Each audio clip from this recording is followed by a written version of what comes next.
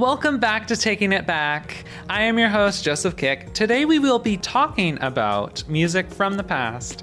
Today we are talking about the 80s and the 90s, and my special guest is Daniel. Hello, hello. And I thought we should start off strong because if we're going back to the 80s first, we should probably talk about the king of pop, Michael Jackson. Yeah, you sent me a list of some heavy hitters, Joseph, and there's no heavier of a hitter than MJ himself. Well, he created such a good moment for music in general, and especially with an album like Thriller. I don't know if you guys know that album, but it was like the moment back in the 80s. And then being followed up with his album Bad, which, if you guys didn't know, the song Bad was actually featured on a song not long ago, back in 2023. I think it was the Despicable Me movie. Oh, right. And it was a really cool moment, and I really loved that. Yeah, and you can't bring up Thriller without bringing up the music video as well. I feel like it did, music videos were never the same after Thriller. They became a lot more cinematic. You were scared, weren't you? I wasn't that scared. He kind of changed the game for it because he kind of turned a music video into more of like a cinematic masterpiece where you don't know what you're watching until you watch the whole thing because it's like a whole story. And does it end on a cliffhanger? I can't remember though. Yeah, it almost seems like it might happen again. Yeah, and it's a really fun, cool music video, especially for the 80s. It's like high production, and really, it became a Halloween classic afterwards, which we love to see. And of course, I did a little research, and the album Thriller did end up being a #1 album for, according to Wikipedia at least, for 37 non-consecutive weeks. And the singles Billie Jean and Beat It both hit #1, I'm guessing around the same time on the Billboard Hot 100. While the other songs from the album, like The Girl Is Mine, Wanna Be Starting Something, Human Nature, Pretty Young Thing, and Thriller. Pretty Young Thing, one of my favorite MJ songs. It is such a good song. And they were all in the top 10 of the Billboard as well. Yeah, and it's crazy.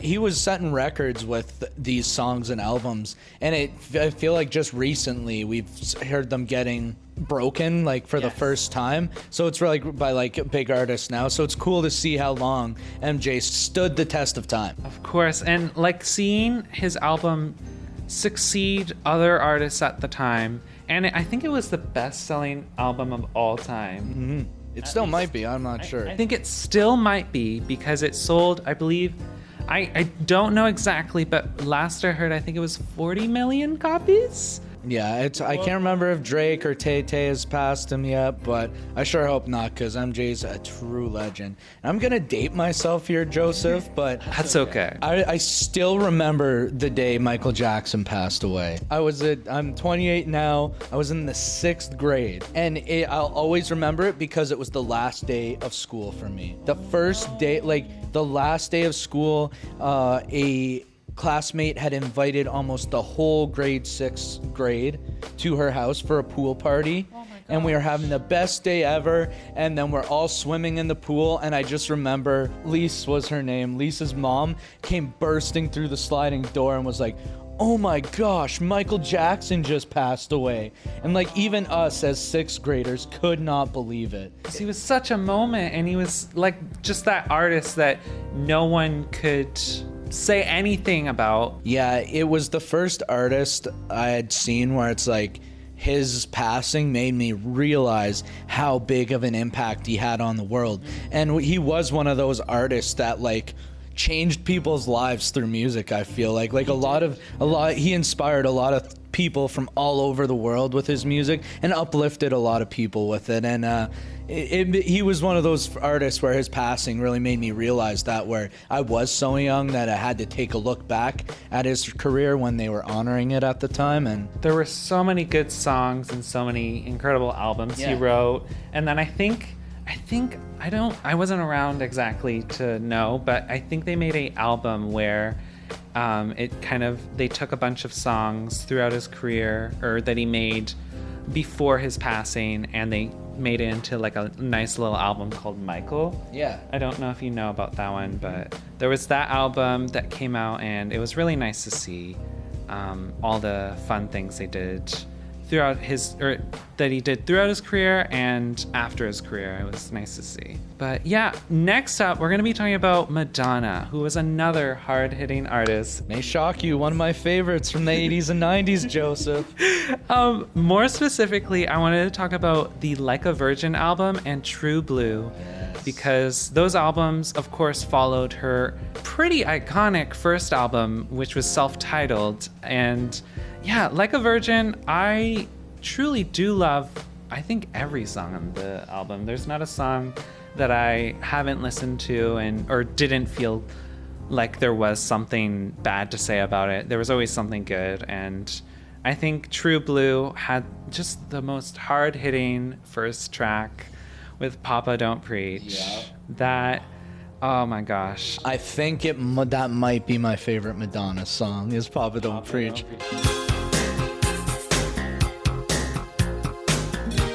It is a solid, certified classic song from the 80s.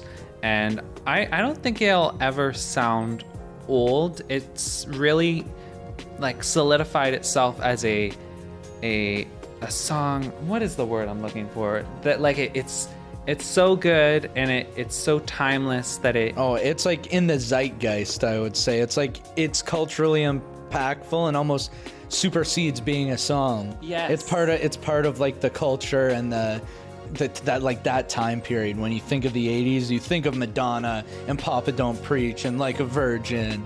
Yeah, and I know I keep bringing up the music videos, but man, Madonna had some iconic music videos too in the 80s. I think she changed the way like a woman artist or a female artist presents herself. Yeah, on a music video. Yes. It doesn't have to be all sexy and like very like attention grabbing. It can tell a story and help complement the music she was making. And I know a lot of her outfits, because you mentioned her outfits, they became a staple of the 80s and what people wanted to wear.